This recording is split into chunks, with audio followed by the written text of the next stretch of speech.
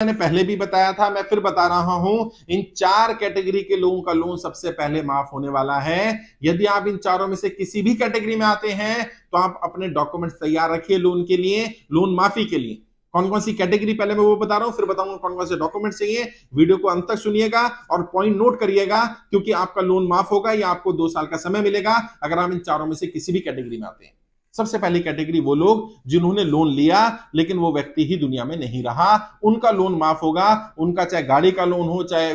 Housing loan रहा हो, चाहे वो बिजनेस के लिए लोन लिया हो, सीसी लिमिट रही हो, क्रेडिट कार्ड का रहा हो, किसान क्रेडिट कार्ड का रहा हो, किसी तरह का भी लोन रहा हो, यदि व्यक्ति एक्सपायर कर गया और अब उनके पास कोई कमाई का साधन नहीं है, जब भी सरकार लोन माफ करेगी, जो भी सरकार लोन माफ करेगी, सबसे पहले इनका लोन माफ होगा। तो यदि आप इस कैटेगरी में आते हैं, आपके परिवार का कोई व्यक्ति एक्सपायर कर गया, आपकी जानकारी में कोई व्यक्ति ऐसा था जो एक्सपायर कर गया और अब आपके पास कोई कमाई का साधन नहीं है, वो इकलौता व्यक्ति कमाने वाला था, आपके बच्चों के सर से छत नहीं छीनी जाएगी, आपको परेशान नहीं किया जाएगा। आप सबसे पहले काम क्या करिए, सबसे पहले तो उनका डेथ सर्टिफिकेट आपके पास होना चाहिए। डेथ कैसे हुई वो पता होना चाहिए। बैंक ने लोन इंश्योर्ड किया था कि नहीं किया था ये पता करिए। अगर लोन इंश्योर्ड था तो लोन का इंश्योरेंस कंपनी पे करेगी, फिर तो आपको पे नहीं करना। अगर लोन इंश्योर्ड नहीं था तो इसमें भी बैंक की ही गलती मानी जाएगी कि बैंक ने किसी को लोन दिया और लोन इंश्योर्ड क्यों नहीं किया, जबकि आरबीआई की गाइडलाइंस है कि लोन का इंश्योरेंस होना चाहिए। कम से कम व्यक्ति को बताना चाहिए कि हम लोन इंश्योरेंस करेंगे आपका, या आपको लोन इंश्योरेंस कराना है।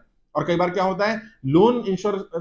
के नाम पर गाड़ी का इंश्योरेंस कर दिया, व्यक्ति का इंश्योरेंस नहीं करा। लोन इंश्योरेंस तो तब माना जाएगा ना जब व्यक्ति भी इंश्योर्ड हो। तो आपने गाड़ी का इंश्योरेंस करके तो अपना तो काम कर लिया कि बैंक को पैसा मिल जाएगा अगर गाड़ी चोरी हो जाती है, गाड़ी जल जाती है, खराब हो जाती है। तो ऐसे घर का इंश्योरेंस कर दिया, जिसने लोन लिया उसका इंश्योरेंस नहीं किया, तो घर कभी टूट जाता है, तूफान आ जाता है, बाढ़ आ जाती है, कुछ हो जाता है, तो बैंक को तो पैसा मिल जाएगा। लेकिन अगर व्यक्ति एक्सपायर कर गया तो अगर ऐसा हुआ है, आप इस कैटेगरी में आते हैं या आपकी जानकारी में कोई व्यक्ति इस कैटेगरी में आता है, तो उनके डॉक्यूमेंट्स तैयार रखिए कि लोन इंश्योर्ड था कि नहीं था, व्यक्ति कब एक्सपायर हुआ, किस स्थिति में एक्सपायर हुआ और बैंक ने क्या जवाब दिया, इंश्योरेंस था कि नहीं था, वो सारी जानकारी अपने पास रखिए। दूसरी कैटेगरी वो लोग जो सरकार की किसी भी गलत नीति के कारण, नोटबंदी के बाद, लॉकडाउन के बाद, जीएसटी के बाद उनका व्यापार बंद हो जाने के कारण या नौकरी छूट जाने के कारण कर्जे की दलदल में फंसे। गाड़ी का लोन लिया, एजुकेशन लोन लिया, हाउसिंग लोन लिया, क्रेडिट कार्ड पर लोन लिया, पर्सनल लोन था, बिजनेस का लोन था, सीसी लिमिट थी, ओडी लिमिट थी और व्यापार बंद हो गया। अब व्यापार बंद हुआ और कब हुआ, नोटबंदी, जीएसटी या लॉकडाउन, इन तीनों में से किसी कैटेगरी में, यानी 2016 से लेकर के और 2020 तक, जब तक लॉकडाउन लगा उसके 2020 एंड तक भी अगर कोई व्यक्ति इस कैटेगरी में आता है कि नोटबंदी, जीएसटी या लॉकडाउन के बाद उनका व्यापार बंद हुआ, उनकी नौकरी छूटी, उन्हें नौकरी से निकाला गया और वो ये साबित कर देते हैं कि ऐसा हुआ है, इनका लोन माफ करना ही पड़ेगा सरकार को, क्योंकि इसमें आपकी गलती नहीं है। इसके लिए क्या क्या डॉक्यूमेंट तैयार रखने हैं, जब आपका लोन, जब आपका व्यापार बंद हुआ, जब आपकी नौकरी छूटी, उससे पहले क्या स्थिति थी, उससे पहले आप लोन भर पा रहे थे या नहीं भर पा रहे थे, उसका ट्रैक रिकॉर्ड होना चाहिए। कितना आपका व्यापार था, कितनी आपकी इंस्टॉलमेंट जाती थी, आप कितने दिन तक लगातार सही इंस्टॉलमेंट भर रहे थे, वो सारा आपका लोन का ट्रैक रिकॉर्ड आपके पास होना चाहिए। किस बात से या किस महीने से आपने लोन भरना बंद किया,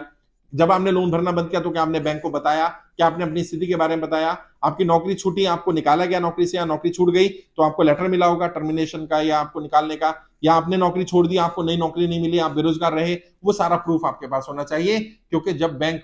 सरकार जब भी बुलाएगी तो बैंक को भी बुलाएगी और आपको भी बुलाएगी, आपसे पूछा जाएगा कि आप वाकई सरकार की कौन सी गलत नीति कारण कर्जे की दलदल में फंसे हैं, और अगर आप ये साबित कर पाए कि नोटबंदी, जीएसटी या लॉकडाउन के कारण आप कर्जे की दलदल में फंसे हैं तो आपका लोन माफ होगा। ये दूसरी कैटेगरी है और होगा ही होगा, विश्वास करिए मेरा, आज नहीं तो कल, थोड़ा समय लग रहा है, ये लोन माफ होगा।